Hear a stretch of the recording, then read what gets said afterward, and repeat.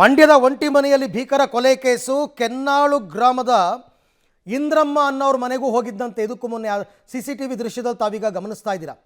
ಕ್ಯಾತನಹಳ್ಳಿಗೆ ಹೋಗೋದಕ್ಕೆ ಮುನ್ನ ಕೆನ್ನಾಳು ಗ್ರಾಮಕ್ಕೂ ಈ ಹಂತಕ ಬಂದಿದ್ದ. ಕೆನ್ನಾಳು ಗ್ರಾಮದ ಇಂದ್ರಮ್ಮ ಅನ್ನೋರ ಮನೆಗೆ ಬಂದಿದ್ದ. ಇಲ್ಲೂ ಕೂಡ ಅದೇ ಡೈಲಾಗ್ ಹೊಡೆದಿದ್ದಾನೆ. ಮರ ಕತ್ತರಿಸೋ ಯಂತ್ರ ಬಂದಿದೆ, ಪಾರ್ಸಲ್ಲು ತಗೊಳ್ಳಿ ಅಂತನ್ಬಿಟ್ಟು. ಆದರೆ ಇವರು ಅವನನ್ನು ಹತ್ತಿರ ಸೇರಿಸಲ್ಲ, ಕಳಿಸ್ಬಿಡ್ತಾರೆ. ಇಲ್ಲ, ನಾವು ಯಾವುದೋ ಆರ್ಡ್ರ್ ಮಾಡಿಲ್ಲ ಅಂತ. ಈಗ ಕೊಲೆ ಎಲ್ಲ ವಿಚಾರ ತಿಳ್ಕೊಂಡು ಈಗ ಇಂದ್ರಮ್ಮ ಅನ್ನೋರು ಭಯಗೊಂಡಿದ್ದಾರೆ.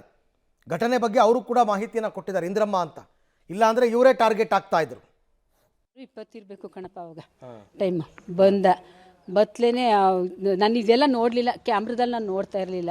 ನಾನು ಪೂಜೆ ಮಾಡೋಣ ಅಂತ ಹೊರಗಡೆಗೆ ಬರೋಕ್ಕೆ ಅಂದ್ಬಿಟ್ಟು ಲಾಕ್ ತೆಗ್ದಿತ್ಕೊಂಡು ಬೆಲ್ ಮಾಡ್ದೆ.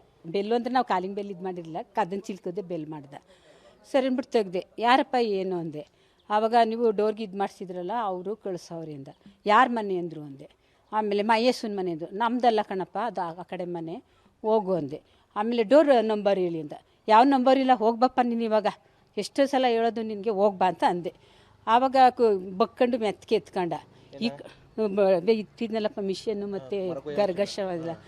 ಆಗ ಎತ್ಕೊಂಡು ಈ ಕಡೆಗೆಲ್ಲ ನೋಡ್ತಾ ಇದ್ದ, ಮೆಟ್ಲು ಕಡೆ ಎಲ್ಲ. ಅದೇನು ನೋಡ್ತಾ ಇದೆಯಾ ಹೇಳ್ದೆ ತಾನೇ, ಹೋಗ್ಬಾ ಅಂತ ಅಂದೆ. ಆಮೇಲೆ ಚಿಲ್ಕ ತಗೊಂಡು ಹೋದ. ನಾನೇನೋ ಅಲ್ಲಿ ಹೋಯ್ತಾನೇನೋ ಅಂದ್ಬಿಟ್ಟು ನಾನು ಒಳಗಡೆ ಹೊರಟೋಗ್ಬಿಟ್ಟೆ ಲಾಕ್ ಮಾಡ್ಕೊಂಡು. ಆಮೇಲೆ ಸರಿ ಅಂದ್ಬಿಟ್ಟು ನನ್ನ ಮಗ ಬಂತು. ಹಂಗೆ 10 ನಿಮಿಷನೋ 5 ನಿಮಿಷನೋ ಆಯಿತು ಬಂತು. ಆಮೇಲೆ ಹಿಂಗೆ ಕಣಪ್ಪ ಅಂದೆ. ಎಷ್ಟು ಟೈಮು ಅಂದ. 6:36 ಆಗಿತ್ತು ಅವಾಗ ಅವ್ನು ಬಂದಾಗ. ಆಗ ಕ್ಯಾಮ್ರದಲ್ಲಿ